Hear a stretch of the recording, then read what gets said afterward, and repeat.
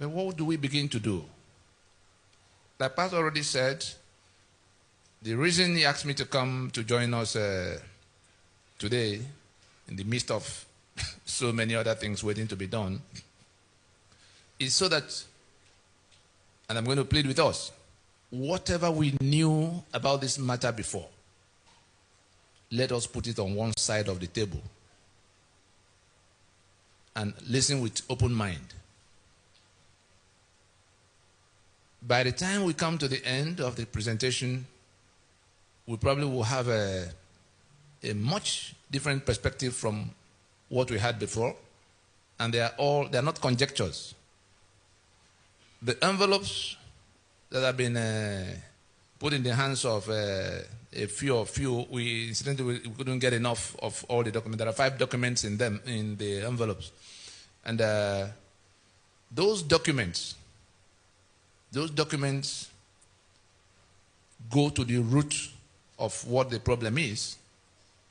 If we can relate with those documents, it is within our reach to spread it around on such a scale that those who are being tormented in this union will receive a new life. Something will give way somewhere. We also have there are things that will come on screen, the ones that are in other forms, not easy to print like this.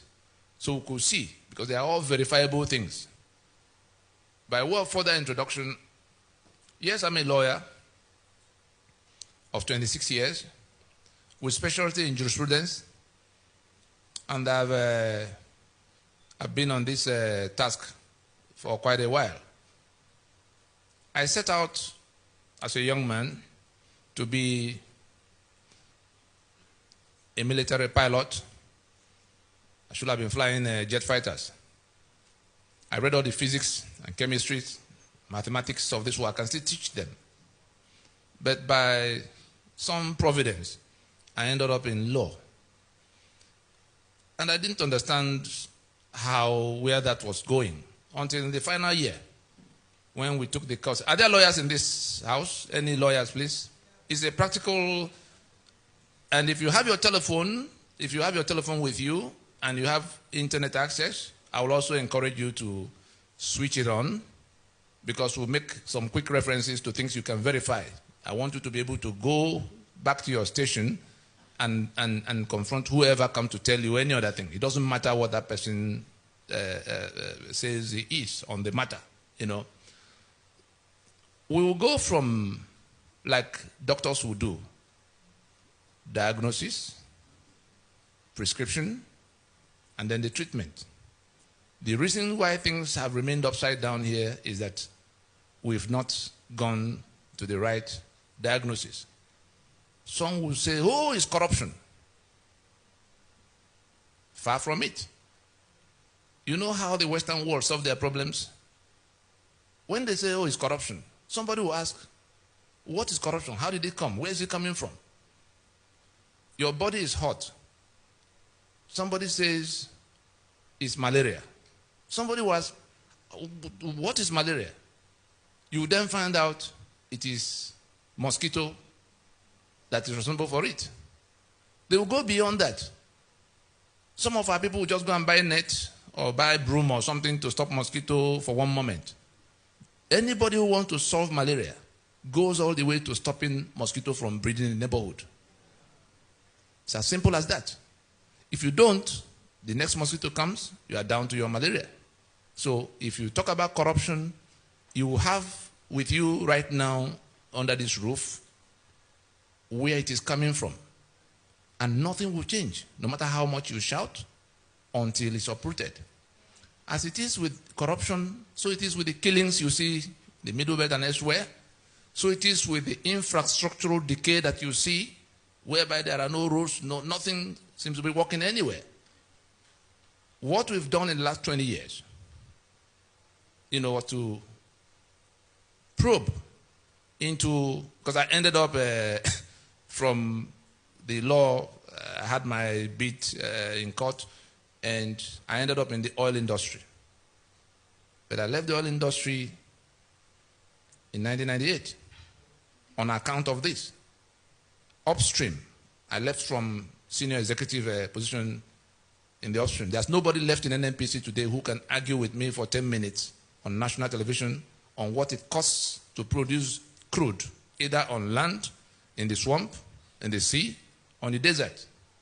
I've dealt with from what you call seismic studies, where you are looking for where you could find, to all of what you do in well development, to what you do in piping it around and processing it until the time you transport it and sell.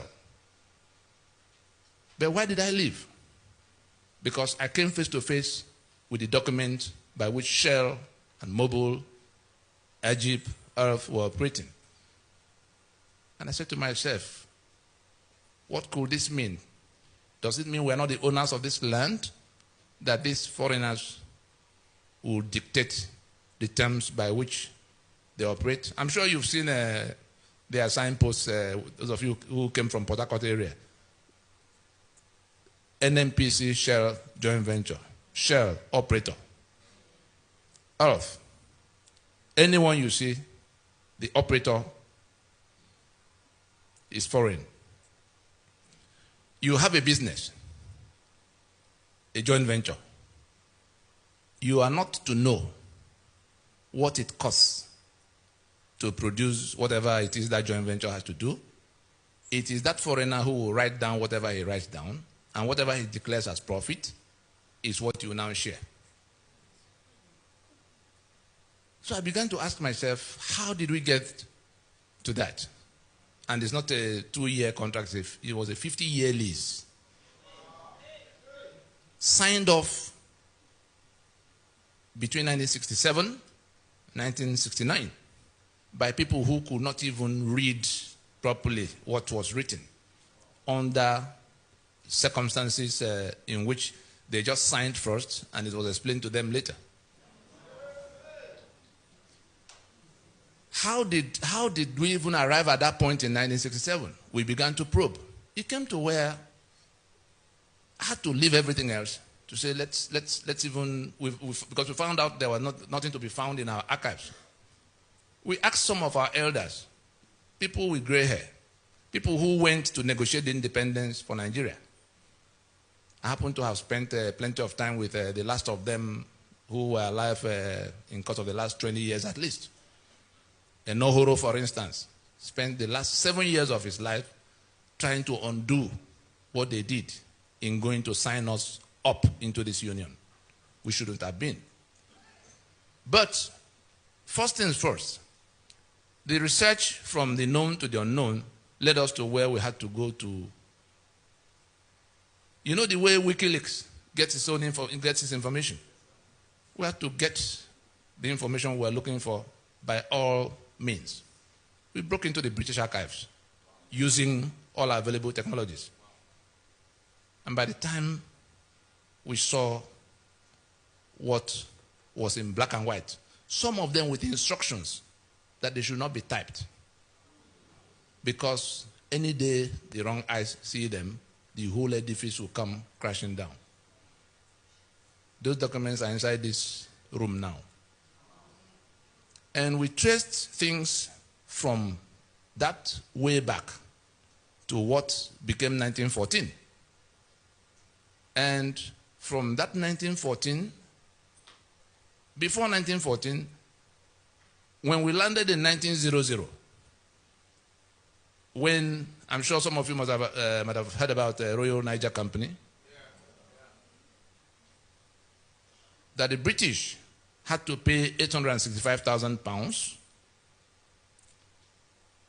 to take over the trading areas in what they consolidated in readiness for the annexation of Southern Protectorate with the Northern Protectorate. That question of paying £865,000 at that time, somebody bought something from somewhere, and that person is still the owner of that piece of estate. Now your country, okay, take me to the map, no, not that. The ones in black and white, the one of 1912. The ones in black and white. Scroll down, you'll see. But let's go on until they get there. The Nigeria you have, yes, hold it there. The Nigeria you have is a joint venture. You saw Prince Charles the other day, and he came. You saw the sitting arrangements. We've not moved from where we were as at that time they created the union. It was a business venture. It was the trade of the era to go to wherever you can, beat them down, take whatever you can. So the British, the French, everybody was doing their own everywhere. But what became Nigeria was where the British had come towards this axis, and they managed to make their first landings. I'm sure you know about the Lagos colony of 1861, how Kosoko and Dosumo, like that, the oil rivers. They came from the Atlantic waterfront, entered into trade treaties and protection treaties with some of those trading partners in little bits and patches. Those treaties, dating back to the 1840s, 50s, 60s, and all of that, was what the British had in their hands. At the time, they were pushing northwards because on all the other sides, where will I even, let me go closer so you can see. No, it's clear enough. They have a, you can use the flyer you have in your hand, the one that is broken. Don't mind the fact that it's broken. The flyer has that map. This is Atlantic. You see Lagos there, you see Port Harcourt here. This is the Atlantic waterfront. This British came. You can see that apart from River Niger, the map is divided into two sides. The British entered from this side, and all the parts in that lower part were already in their hands at the time. On the other side, I'm sure you all remember the jihad, which we still have. You remember that they were foreigners too who invaded, landed in Sokoto, 1804, and conquered the portion in green. The portion in green in your map. They overran them. 1804. The British came in the 1860s. That means they were here 60 years before the British got here. Now, having secured that portion that you see in green, they were pushing downwards. They also wanted to get to the Atlantic waterfront. The British wanted to get to what was left on the east. On the eastern side is Cameroon. On the northeastern side is Chad, then Niger, and then Benin Republic to the left. The French had already taken all of the other places. The British would have pushed all the way to here, if not for that caliphate that was already occupying here and pushing downwards. They met halfway in a fight that happened in the Ilorin-Benue axis. Caliphate coming to the ocean, the British trying to secure the balance of the land. After a short while, it occurred to them, we're on the same mission, oh boy. Two robbery gangs after the same target. Say, why do we fight ourselves? Why don't you bring what you have? I bring what I have. We consolidate it so that we can share the benefits of having it permanently.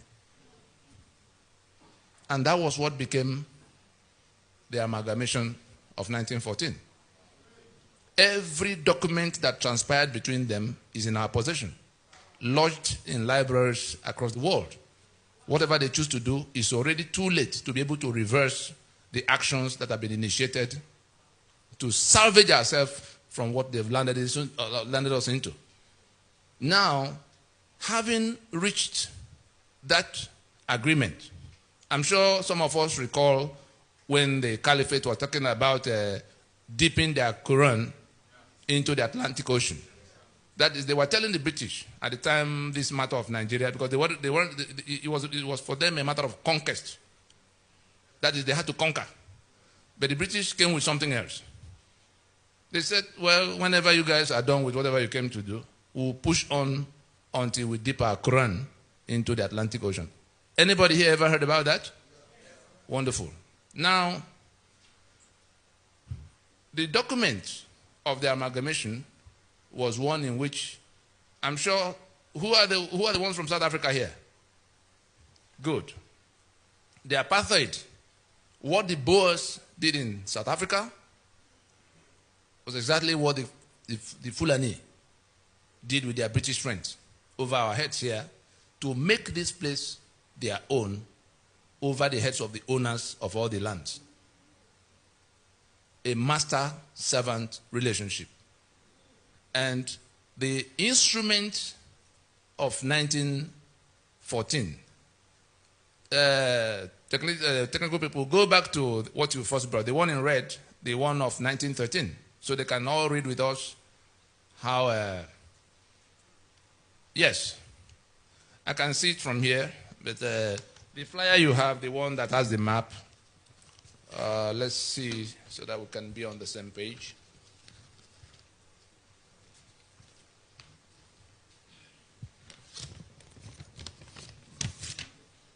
Yes. If you have the flyer, read from the flyer. Otherwise, you can read from the screen. This is an excerpt from a telegram from the Secretary for the Colonies explaining what they were about to do, because they didn't tell anybody in southern Nigeria that they were going to lump us together with the people of the north. The discussion was strictly between them and that caliphate. It was a German newspaper that leaked it for the first time on the 26th of December in 1913.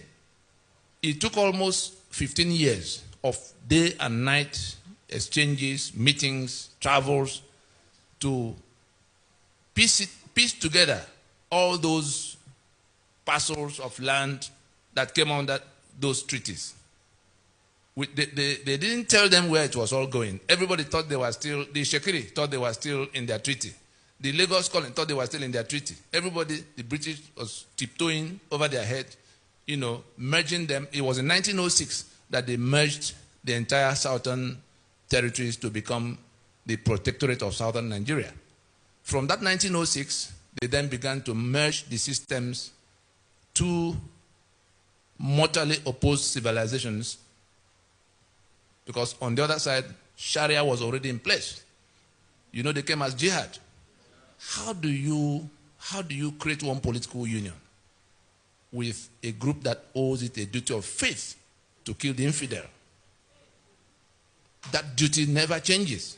No matter how you settle all the other things, the duty will never go away. You are the infidel, you have to be killed. They have a right in that their faith to lie to you. They call it taqiyya. They deceive you into thinking you are in another business until you get killed. And they are also of a feudalist worldview. You know what feudalism is? All men are not born equal. No matter what you do, what you achieve, you are no more than the slave you are to them, even if they have nothing or no education. Between the two, a terrible alchemy that as a slave, you dare not compete with your master for the ownership or control of whatever. The slave does not have a right to anything, no right to property, not even right to life. You can do away with your slave. Kill your slave. And that was the civilization that was already in place, and the British knew. But they were also, they too were, what do we call them? They were feudalists too. And one thing led to the other. Eventually, they were able to piece it all together. That I'm now reading from that cablegram. Secretary of State, Secretary for the Colonies, his name was Harcourt, the one after which Port Harcourt was named. He says in explaining what was about to happen the day before it did come public. That we have released northern Nigeria from the leading strings of the treasury. The promising and well-conducted youth is now on an allowance of his own and is about to effect an alliance with the southern lady of Minsk. I have issued the special license, and Sir Frederick Lugard will perform the ceremony. May the union be fruitful and the couple constant. Secretary for the colonies, Lord Harcourt, boss of Lord Frederick Lugard, referring to the import and purport of the annexation of the then Protectorate of Southern Nigeria to the Protectorate of Northern Nigeria. So what they reported to you as amalgamation, as if there was some coming together of equals, was actually an annexation. And the purpose, what the British came to do, back to that map, please.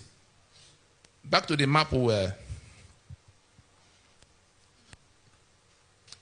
what the British came in search of were all on this axis.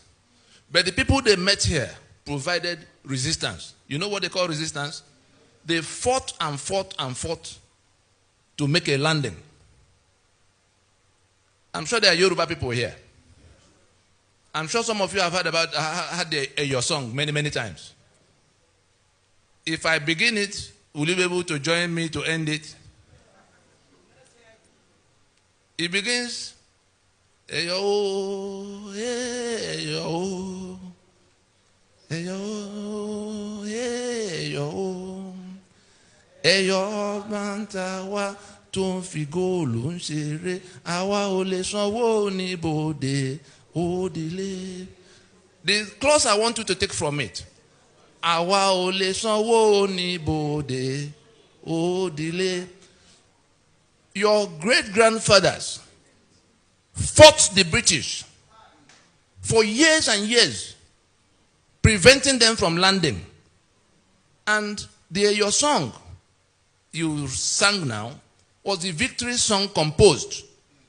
We will never pay custom duty to these foreigners on our waters.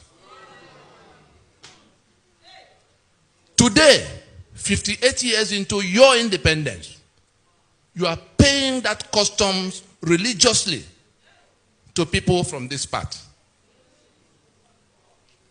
And from independence to date, not one of you had ever qualified to be Controller General of Customs. Now, I can give you up to 20 of these kind of examples. Who has ever been to Lagos Island, the Victoria Island here? Does anybody know where Bonny Camp is? Does anybody know where Eco Hotel is? The road that goes from the front of Bonny Camp to Eco Hotel, what's the name of that road? Ahmadu Bello Way. When you stand on Ahmadu Bello Way, is there any other thing to do to go to the ocean? You are on the last firm piece of land before the Atlantic. Have they not dipped their Quran into the Atlantic? Who collects the rent? The landlord or whoever? It's not the landlord that collects the rent. They take away over 2 trillion from these port operations every year. I won't call it misfortune. It so happened that a few months after Tinubu handed over to Fashola, we were at an event. He sat next to me. He was to speak before me. He finished, and I took over the microphone, and I asked him, said, Governor Emeritus, in the 8 years you were governor here, what was the maximum sum you got from federal allocation? He was quick to remember. There was 73 billion naira. I had documents with me in that event showing that in all those 8 years, Nigeria did not take away anything less than 1.6 trillion as from port operation alone. 10% of 1.6 trillion is 160 billion. 5% therefore, 80 billion. Lagos getting 73 billion in the maximum meant that Lagos in those 8 years did not get even 5% of what Nigeria was taken away from their place. The event collapsed. It was a blue roof in Ikeja here. The event collapsed when, amidst all that noise, because I had come to tell them what we were doing, that if we do not act together to recover this land, you are not only going to remain the slaves you have been since that time, they will kill you and take your land and become the new owners to eliminate future claims. At the time these things were happening, we had also, in this project, we had also gone around the country whispering at that time to the other people who were in the same danger. Nobody will listen. Back to how we've arrived at 1914. Therefore, Nigeria was, as at that time, intended to be a marriage between the northern and the southern lady of means.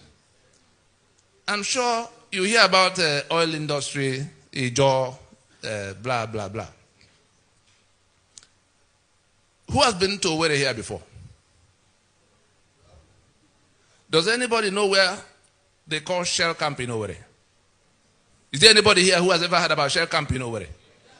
There's a place called Shell Camp.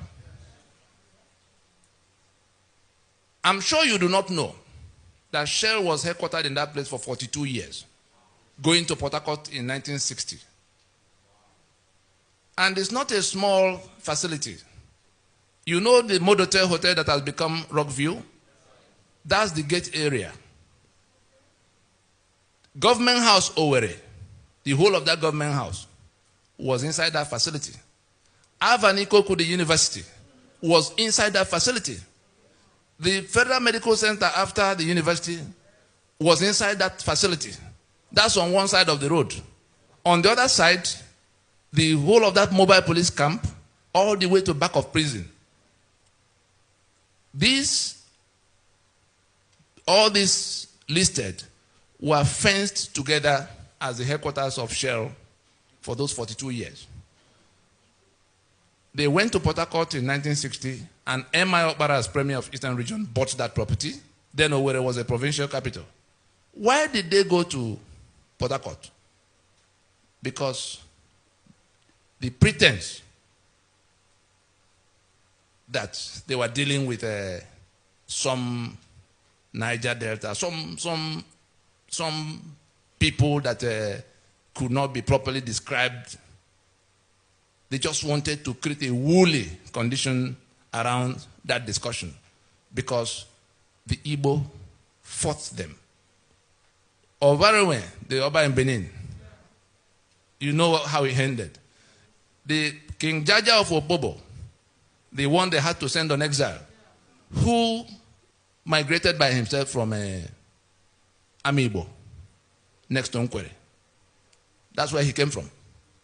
Now, what was going on? I'm sure you know Rumo Mashi and Rumo this and that and that. That was when, and why did they do that? They had sold your oil for 50 years before they declared Oloibiri. All the story you hear about Oloibiri, false. This oil was used in the First World War, in the Second World War. Undeclared. It was property of Nigeria was their colony, was their property. So you couldn't go quarreling with them for whatever they did. But in pretending that it was not so, clearing out the history books, I've had the misfortune of meeting with governors from the place and senators who did not know that this was the case. They believed Oloibiri with all their heart until I confronted them with the documents in our possession. And they went cold, ashamed, because they were gray-haired men who were supposed to be telling their grandchildren. They did not know. And this pretense, you remember Willings Commission, 1957-58? Willings Commission did not deal with only the Niger Delta. It was minorities. I'm going to bring out 3 things from there so that we can move on to how we landed on the constitution we have on the table now and what we could do to wriggle out of it, except we want to submit to be killed, because that's what is coming our way. If we don't do something to stop them, what they are doing right now is what ISIS set out to do with Syria and Iraq. ISIS operated from the flanks. They are operating from the government house of Nigeria. When you hear Danjuma come out to shout that is ethnic cleansing, you think Danjuma was joking? Ethnic cleansing means so that there will be no future claim. They wipe you out, resettle their own people there. If you come in 2 years or 3 years, you won't believe anybody else was there before. Go and find out what has happened in southern Kaduna. Not only do they dislocate and dislodge, eliminate and dislodge whole communities, they bring their own people from Mali. You remember when El Rufai talked about going to settle those who are killing his own people in 14 different countries?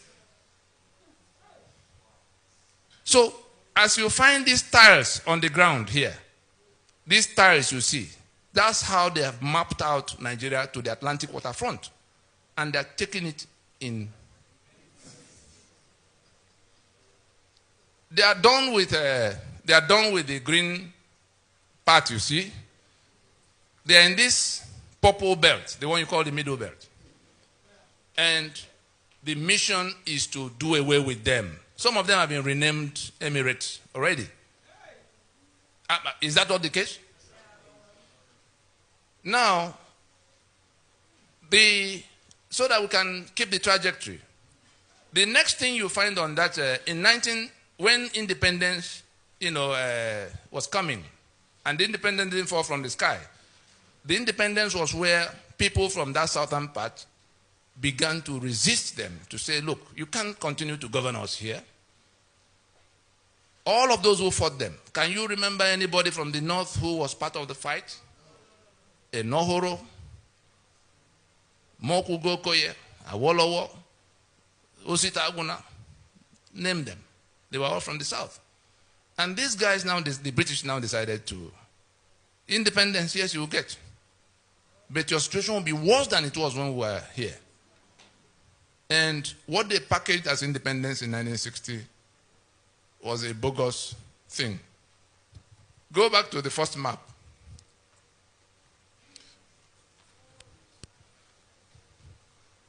Now, yes, wonderful. That's how I want it. You see this line here? This was northern Nigeria. This is southern Nigeria. Can you see the landmass? When independence was coming, they conducted a census. The whole of this place had 17% of Nigeria's population. 17%. The British, because of what they had in mind to create, a political structure that will make this one's permanent majority in all political decisions to be made in Nigeria, so that they can sit in Buckingham Palace and talk to Sokoto Palace and take whatever they want in Port Harcourt and Lagos without talking to any of you troublemakers. That's the whole purpose. And they've had it for 100 years plus. And we're still here swearing to defend and uphold the constitution they imposed that make us slave. Imagine, my brother from South Africa, imagine in 1988 or even 85 that blacks living in South Africa, I'm sure you remember the Bantustan arrangement. The Boers were able to convince some of the black people that, look, you can't do anything about we being here. Why don't you just go one step at a time, slowly? They said they will give them primary education up to maybe standard 3. in the first instance. Then after so many years, they will go to standard 6 and then go. It may take about 50 years before they come to where they will be qualified to go to any higher institution. And people bought into it. And they began to treat them. The discrimination was already there. They now began to give those people who agreed with them some little benefits. And they became those people who were working with them to go slowly, became the biggest impediment on the way of the anti-apartheid fighters. I attended Henry Oka's trial. I addressed the judge in Johannesburg for 2 hours, 35 minutes. I had 53 cameras, beaming live, TV cameras, CNN, Al Jazeera, all of them. And I told them the story of South Africa because the trial they had come to conduct was an attempt to replicate for Nigeria what was done in South Africa, to make master-servant permanent. By the time we finished from court, the whole of South Africa was upside down. Young people who never heard about the story of their country in that manner trooped out to the streets on the side of what, because I challenged them with their own history. Was it by beheading Mandela and Oliver Tambo and Governor Mbeki that you solved apartheid? Why will you recommend that now that we find ourselves in the same situation? The only difference is that in South Africa it was the Boers. Here it's the Fulani. But the principle is the same. Foreign invader, minority, white, now owner of land, to the exclusion of owners of land. Willings Commission, if I go back to the map, settled a number of things. Back to the oil business. The reason Willings Commission asked that development be accelerated for them was because of that, having sold this oil for this length of time, having degraded the environment that much. Those people, when independence comes, will find out and they will begin to make trouble. The British were hoping that they will be able to whisper to them to say, don't you see, you have this, you have that, when others don't have. Relax. They would then admit them in some way. That was the plan. But the people they handed over to in 1960 didn't do anything. When did Isaac Boro arise? Was it not 6 years down the road that they declared Niger Delta Republic from the same disputations that have now brought about Mend and the Avenger? Was it any different? They didn't keep that. The other part, who is from the Middle Belt here? The killings that are going on in the place. If you look at this north now, it hasn't changed. These boundaries you see here have not changed. That north that begins from here, this is about Gakem area, to Meduguri and Sokoto there. The portion in green, these 12 states that passed Sharia the other day officially. The balance, the one in purple, was where Ahmadu Bello wanted Sharia for the northern region, going into independence. That's when the British go away, it will be Sharia for his region. The other people, Joseph Tucker and all the ones from the Middle Belt, say, no, our people are not Muslims and we can't be part of one region if Sharia will be in place. They had to find common ground because they wanted a Middle Belt region. They fought and fought, they were being put down. The British settled it this way. They removed Sharia from the table and brought what they called penal code, so that those who are Christians can function freely, uninhibited in that. And that was the condition upon which the Middle Belt became part of northern region of Nigeria. Therefore, from the day in year 2000 that those 12 states, the portion in green in your map, from the day in year 2000 that those 12 states simultaneously imposed Sharia in their contiguous territory, they had moved away from that foundational agreement. They have seceded from the Union of Nigeria. they had seceded from the secular Federation of Nigeria. Having so seceded, they reinforce, they are now coming to overrun the rest of the place. And why do they have to resort to that? The constitutional instruments they put in place, including the one the British helped them to put in place since 1914 to 1922 to 1946. I'm sure you heard about Macpherson and Littleton, all the way to independence. That became 63, which collapsed in 66. I'm now landing in the one that is on the table. And what we must do, which if we don't do, we will pay in blood. If we don't do, we will pay in blood. It doesn't matter what the noise elsewhere is. When it came for the British to go, and they were asking those territories they had governed for over 70 years at the time, how do you guys continue when we go? They had governed them as 3 different countries. Nobody knew what they were doing in the north. Nobody knew what they were doing in the east or in the west. Gradually, the meetings that began to bring them together started happening towards the 50s. By the time we came to 53, Enohoro moved the motion for independence because they thought they had come to where they could become independent. The northern delegates opposed it and defeated it. What was their reason? They said, oh, we cannot go from British colonialism, that we're backward. We're not yet in a position to compete with you. So if we go to independence now, the British will step away, you step into their shoes, then we remain where we are. You can go your own. The British the British didn't tell anybody why they wanted the Union to be. Remember that before then, Ahmadu Bello had cause to lament that this was the mistake of 1914, that Nigeria was a mistake of 1914. And not long after, Awolowo also had reason to say that this geographical expression. No, the ones who were building Nigeria did not believe in it up till that point.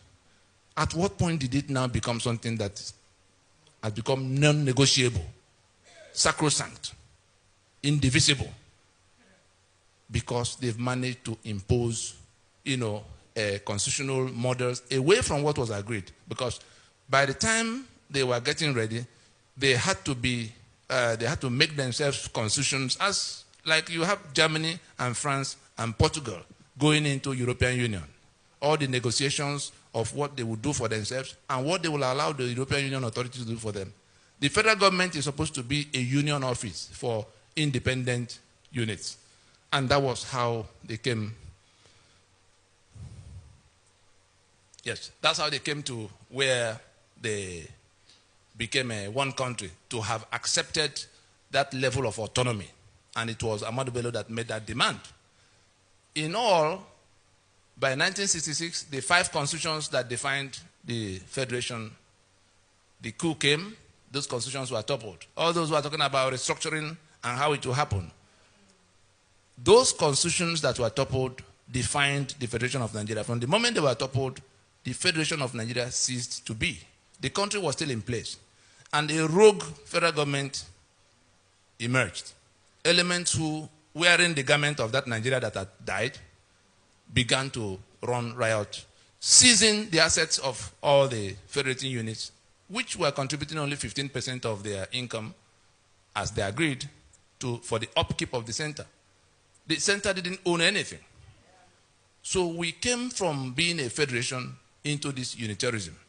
And by the time they were going to hand over in 1979, they had found a way to also work out something that became a constitution that was not discussed. And it was that constitution that was not discussed, in which they had created all kinds of structures from the 4 regions they met that were on ground in 1966. We have now 36 states created by decree.